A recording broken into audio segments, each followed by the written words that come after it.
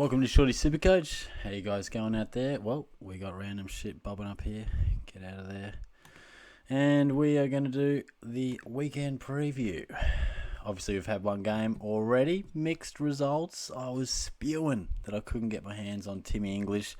Like I told you guys in the live session, I desperately wanted to, but I fell 20k short when it came to making some trades. And then the big fella comes out and absolutely bends me over and really makes me pay for it. So that was disappointing. But, you know, I needed to get Hewitt. I needed to get Heaney, who wasn't at his best tonight, but it was a funny old game. And in the end, I went Wits in place of Gawn. So we're going to just quickly run through the teams. And there wasn't anything crazy. Take a look at these teams and I'll give you a little Shorty story. But, yeah, my trades were Gawn to Wits, Whitfield to Hewitt, and Durden all the way up to Heaney. I really wish that I got old mate English, but I didn't. But look, the positive news is there was no real carnage in terms of the teams. We get Nick Martin back, which is great. McEntee's, a potential option in weeks to come. Josh Sin being dropped is a bit disappointing for some people out there. Saligo and Pedler, potentially lower ownership rookie options, but they're out. We see Bruce come into the team, so let's just keep an eye on that. Flynn drops, so Bruce will get a chance to show himself as the number one ruck. Let's see how he goes there. And then we move on, and nothing too much. DeConning comes back in, which is handy. Taron Thomas, that would have been real disappointing for I think it was about 7 or 8% of his that started with him. That would have been a bit of a blow. Will Day comes back. That's positive. Chera. McGovern is out. I know a few people would have been trading him, but he has forced your hand and he is out. And yeah, Gibcus keeps his spot as well. Now, one thing I will say, and let's keep an eye on this, Jack Hayes, extended bench. Paddy Ryder comes back. I know a lot of you guys were banking on Hayes to be R2. I've got major concerns about not only his scoring ability, but his place in the side. So keep an eye on that. And if you're wondering where the hell is the Fremantle and West Coast sides, well, they're being released, I think it's 5:30 on Saturday, just sort of the day before the game, just due to all the concerns with the health and safety protocols. So we're going to have to wait on that, which is why I didn't really know if I was going to have a loophole or not. So I thought about going... I thought about doing Dunkley as my loophole, who scored really nice tonight, but I wouldn't have known if I could even use that. So anyway, it ended up same sort of deal with Oliver, but I just thought Oliver might go a bit bigger, and then I might end up going Cripps or Neil for the eventual captain. So, but yeah, that's how it all sort of panned out. So today we're just going to touch on everything that we sort of talked about in the live session, and I feel like the main consensus was just patching up anything that you missed out on. And I feel like our sides will once again become more and more similar. If you didn't have Cripps, you got Cripps. If you didn't have Hewitt, you got Hewitt. If you didn't have Heaney, you got Heaney. Blah, blah, blah, blah, blah. Our teams continue to mould to even more similarities. But I'll tell you what, I stressed that much over my trades this week. It gave me a headache. It was like pulling teeth. It was painful. Until I actually had a tooth pulled today, and that was genuine pain. So I went into the dentist, right? I need a root canal. I've sort of had it booked for about a month. That was the earliest I could get. I get in there, and it did. The other day, I'm eating an egg and bacon roll, and I just hear crack. I'm like, fuck, that can't be good. I'm feeling around the tooth. It's major chip. I'm like, yeah, can't be ideal for the old root canal next week. So I get in there, I say, look, mate, bit of a chip, major chip. And he's looking around, he's like, can't be saved, mate. I'm like, okay, doc, what are our options here? And basically this bloke, once the root canal was no chance, he was out the fucking door, he didn't give a shit. So my old dentist came back in, this other bloke was some root canal specialist. And my other dentist, he's great, he was sort of saying, look, you're probably going to need an implant, but for the time being, we sort of got to extract this bad boy and a few other details. And I was like, okay, all right. And normally they numb you up. I don't know what old mate Kevin the dentist was doing, but he just thought Shorty had a better pain tolerance, and maybe he expected. But so he's doing his drilling and stuff, whatever, and I'm kind of like, oh my God, this is kind of fucking painful. But it wasn't that bad, and it wasn't working either. And he's like, oh, look, mate, look, is that painful? I'm like, yeah, it is, mate. It's always that funny thing when you can't talk. You're like, it's fucking painful. Can you tell, mate? I'm flinching like a motherfucker here. So anyway, he's like, oh, look, I'll numb you up just quickly, and I'm gonna pull it out real quick. And he literally like bang numbed me up, and then 10 seconds later he's yanking it out. I'm like, mate, give it time to numb. It barely numbed, and holy fuck, it was painful. Literally, that's where the saying has to come from, pulling teeth, because God, that was brutal.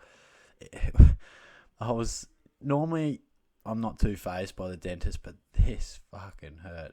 Oh, gee, look, if you're not big on the squirmish sort of stuff, or, you don't really like the dentist, skip forward 20 or 30 seconds, but it was literally where, he's got it, 2 seconds sort of hold, bang, and I'm like, fuck me, bro. It was brutal as fuck. So, yeah, that was the great way to start my day, but I don't even know how I got onto that. Oh, yeah, making trades is like pulling teeth. So there's a great analogy, isn't it? But anyway, hopefully up the old private health insurance, and we might deal with that implant in 9 to 12 months. But yeah, anyway, not too much fun. So feels pretty weird without having the tooth there. But nonetheless, let's get stuck into some actual Supercoach chat. Now, literally all this week is about is making sure that you bring anyone into your team that you need to have that you missed in your starting squad. It's why we get the 2 weeks to take a look at it, then prices begin to change from here. So just patch up that side and fill any holes that you feel like your team needs. Now, for me, that was Hewitt, that was Heaney. Would have loved to bring in English, like I mentioned, and it is salt in the wound. I mean, Witts could come out and score really nice, and the fact is, I just couldn't do it. I'm sort of kicking myself, but I couldn't get it done. So, but basically, I wanted to stress, if you get Cherry into your team, get Cripps into your team, get Hewitt into your team. Any sort of young gun that you don't have, bring them in, because you can't afford to not have the best money-making players. If you're sort of like, well, who are they, Shorty? Go to the break-evens and match that up with the prices and be like, okay, I need these guys. Most of them are pretty self-explanatory, but just make it a real corrections round for you. Anything you missed, anything you feel like your side needs, make sure that your cash generation is looking good, because in 3 or 4 weeks, that's going to be the most important thing, that you have youngsters on your bench and some on field, making you good cash, scoring you good points, generating the money for us to catch those fallen premiums. Speaking of which, Jack Steele, I'm preaching we keep him, and I think he wasn't that bad last week. 111, okay, a lot of that was made up from tackles, but that's what he does. So I think you hold on to him. The big talking point is Max Gawn. I have offloaded him, and I think it's important to note that I'm not offloading him because I've lost all faith in him, but more to the fact that, and maybe this is people's theory behind Jack Steele, but it's more to the fact that we've got 35 trades. We can be a bit more aggressive in the way we go about it, and he's going to plummet in price. And I just think we need to stand back, get him out of the team, pocket that cash, assess what the ruck situation, not only in Melbourne, but in Supercoach in general. Who are the top 2 rucks? I don't think we can say with any confidence who they are.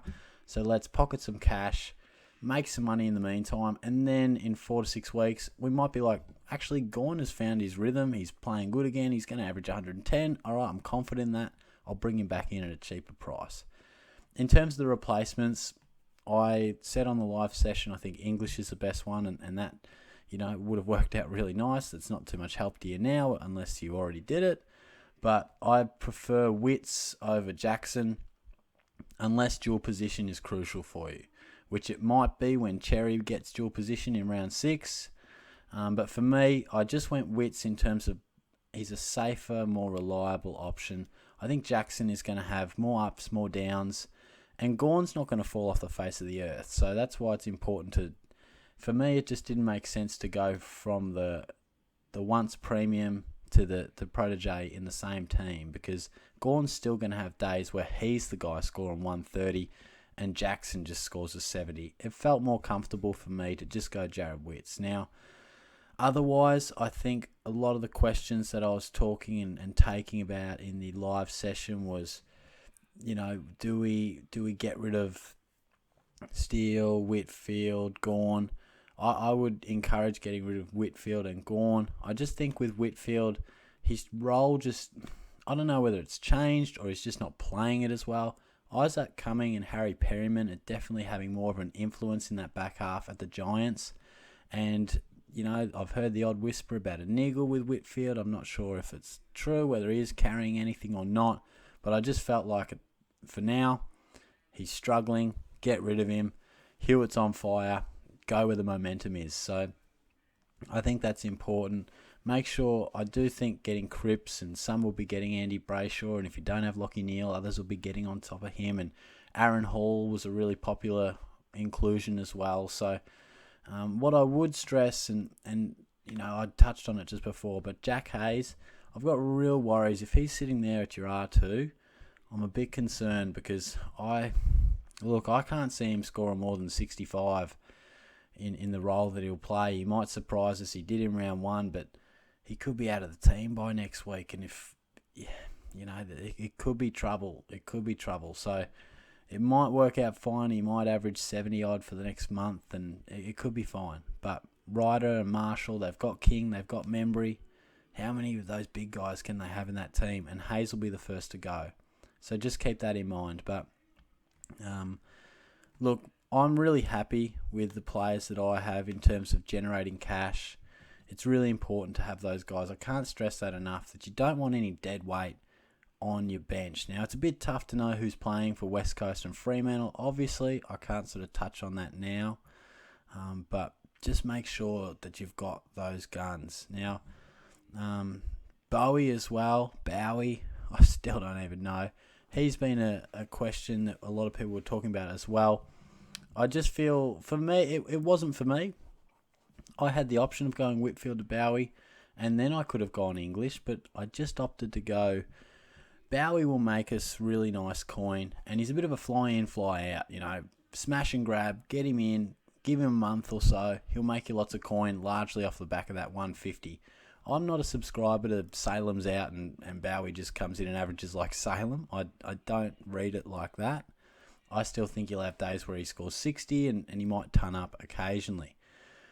He is a very smart ball user and seems like a really good player, but he's still so young, so there's going to be some fluctuations. So I think that's the reason I went Hewitt, because I genuinely think I can keep Hewitt all year, where Bowey was inevitably going to be just a money-making proposition. So that's why I really wanted English, because I feel like he's a keeper in the forward line, and I wanted to just have him at R2 and swing him forward. But that ship has sailed. So, yeah, but I think that's about all. If there's something I haven't covered off on, then feel free to mention in the comments, and I'll hopefully get to it on Friday at some stage. No guarantees. I think I'm going to head down to Lawn, which should be a bit of fun. I've got some trash I've got to fill out for Centrelink, trying to get this Oz study payment for while I study. So it's just so many forms. Holy crap. But yeah, then I might just go down to Lawn. Got a new footy, actually.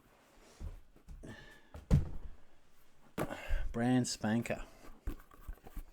New pill.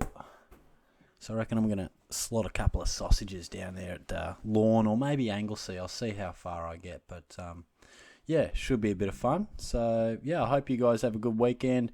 Hope your Supercoach side goes nicely. Hope your club gets up as well. I'll be watching the Cats nice and close on Saturday night. But yeah, feel free to give it a like, subscribe if you haven't already.